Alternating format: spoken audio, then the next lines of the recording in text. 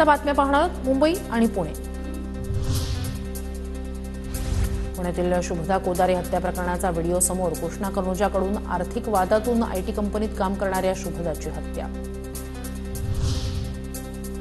Police यंत्रणांची सक्षमता संपत चालली आहे। गृह खात्यानं कार्यक्षमता दाखवावी। पुण्यातील हत्या प्रकरणानंतर सुषमा अंधारेंची टीका।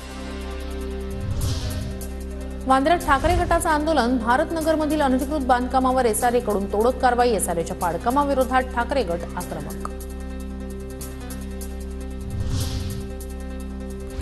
पुणे जिल्ह्यातील 13 शाळा अनधिकृत। जिल्हा परिषदेच्या शिक्षण विभागाकडून पालकांचं नुकसान टाळण्यासाठी अनधिकृत शाळांची यादी जाहीर।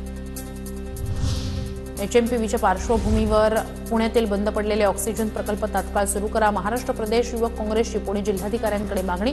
पुणे शहर आणि जिल्ह्यात 59 ऑक्सिजन प्रकल्पापैकी 19 प्रकल्प बंद।